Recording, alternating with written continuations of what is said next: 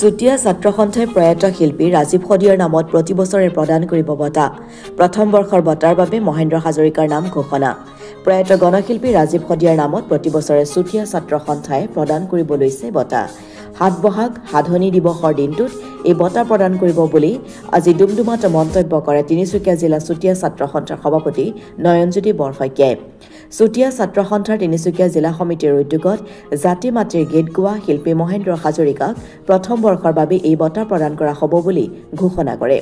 প্ৰতি বছৰে সাধনী দিৱসৰ দিনটোত ৰাজীৱ শদিয়াৰ সোঁৱৰণিত এই বঁটা প্ৰদান কৰি যোৱা হ'ব বুলি ঘোষণা কৰে চুতীয়া ছাত্ৰ সন্থাৰ কেন্দ্ৰীয় সমিতিৰ সম্পাদক ৰাজু চুতীয়াই।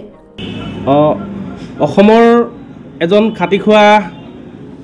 কেঁচা মাটিৰ গোন্ধ থকা বোকাৰ পদুম প্ৰয়াত গণশিল্পী ৰাজীৱ শদিয়া তেখেতৰ যি সৃষ্টিৰাজি এই সৃষ্টিৰাজিৰ সন্মান জনাই অসমীয়া সমাজৰ মাজত জীয়াই ৰখাৰ মানসেৰে সদৌ তিনিচুকীয়া জিলা চুতীয়া ছাত্ৰ সন্থাৰ আমি আলোচনাৰ মাধ্যমেৰে ৰাজীৱ শদিয়াৰ সোঁৱৰণি এটিকৈ বঁটা প্ৰদান কৰাৰ যি সিদ্ধান্ত গ্ৰহণ কৰিছিলোঁ, এই বছৰ চলিত বৰ্ষৰ 2025 বৰ্ষৰ ৭ বহাগৰ সাধনী দিৱসৰ দিনটিত আমি সদৌ তিনিচুকীয়া জিলা চুতীয়া ছাত্ৰ সন্থা আৰু সদৌ অসম চুতীয়া ছাত্ৰ সন্থাৰ মাজত আলোচনাৰ মাধ্যমেৰে প্ৰথম বৰ্ষটিৰ যি ৰাজীৱ শদিয়াৰ সোঁৱৰণি বঁটা, এই সোঁৱৰণি বঁটাটি আমি অসমৰ স্বনামধন্য জাতি মাটিৰ শিল্পী মহেন্দ্ৰ হাজৰিকাদেৱক প্ৰদান কৰাৰ ইতিমধ্যে আলোচনা কৰিছোঁ আৰু এই আলোচনাৰ সিদ্ধান্ত গ্ৰহণ কৰিছোঁ। আমি এটা কথাই স্পষ্টভাৱে জনাইছোঁ যে অসমৰ যিসমূহ খাটি খোৱা কেঁচা মাটিৰ গোন্ধ থকা জাতীয়তাবাদী কণ্ঠৰ যিসমূহ শিল্পী আছে, এই শিল্পীসমূহক আমি সদৌ তিনিচুকীয়া জিলা চুতীয়া ছাত্ৰ সন্থাৰ তৰফৰ পৰা প্ৰতি বছৰে এই ধৰণে ৰাজীৱ শদিয়াৰ সোঁৱৰণি একোটিকৈ বঁটা প্ৰদান কৰিম আৰু ৰাজীৱ শদিয়াৰ মৃত্যুৰ দিনটিৰ পৰাই সদৌ তিনিচুকীয়া জিলা চুতীয়া ছাত্ৰ সন্থাৰ পৰিয়ালবৰ্গ তেখেতৰ পৰিয়ালৰ লগত আছে। পৰৱৰ্তী সময়ত ভৱিষ্যত দিনলৈ সদৌ তিনিচুকীয়া জিলা চুতীয়া ছাত্ৰ সন্থাৰ পৰিয়ালবৰ্গই বিপদে আপদে প্ৰতিটো ক্ষেত্ৰতে ৰাজীৱ শদিয়াৰ পৰিয়ালৰ লগত সহযোগিতা থাকিব বুলি আমি প্ৰতিশ্ৰুতি প্ৰদান কৰিছোঁ।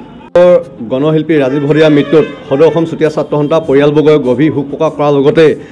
সদৌ তিনিচুকীয়া জিলা চুতীয়া ছাত্ৰ সন্থায়ো আৰু আমি কেন্দ্ৰীয় সমিতিও পৰিয়ালটোৰ কাষত আছোঁ আৰু এবাৰ আমি সিদ্ধান্ত গ্ৰহণ কৰিছোঁ সদৌ তিনিচুকীয়া জিলা চুতীয়া ছাত্ৰ সন্থাৰ লগত আলোচনাৰ মাধ্যমেৰে যে এই শিল্পীজনক খাটি খোৱা জাতি মাটিৰ ভেটি গান গাই যোৱা জনতাৰ কণ্ঠশিল্পী ৰাজীৱ শদিয়াৰ নামত একোটিকৈ প্ৰতি বছৰে ৭ বহাগৰ সাধনী দিৱসৰ দিনা একোটিকৈ বঁটা প্ৰদান কৰা ইতিমধ্যে আমি সিদ্ধান্ত গ্ৰহণ কৰিছোঁ আৰু তেখেতলোকৰ এই বঁটাটো আমি তেখেতলোকৰ পৰিবাৰ হাতে বা পৰিয়ালবৰ্গৰ হাতেৰে আমি প্ৰতি বছৰে সাধনী দিৱসত প্ৰদান কৰিম আৰু প্ৰথমবাৰৰ বাবে সদৌ তিনিচুকীয়া জিলা চুতীয়া ছাত্ৰ সন্থা উদ্যোগত অন্য এজন জাতি মাটিৰ গীত মুক্ত কণ্ঠ জনতাৰ মুক্ত কণ্ঠৰ গীত গোৱাৰ আমি সন্মানীয় মহেন্দ্ৰ হাজৰিকাদেৱক প্ৰথমবাৰৰ বাবে আমি এই বঁটা দিয়া সিদ্ধান্ত গ্ৰহণ কৰিছোঁ আৰু সদৌ তিনিচুকীয়া জিলা চুতীয়া ছাত্ৰ সন্থাই প্ৰত্যেক বছৰে জনতাৰ মুক্ত কণ্ঠৰ গীত গোৱা এজন ব্যক্তিক প্ৰতি বছৰে এই সন্মান জনাই যাব। এই কথা আমি আপোনালোকৰ সংবাদ মাধ্যমৰ যোগেৰে আমি সদৰি কৰিছোঁ। Bureau report Assam today.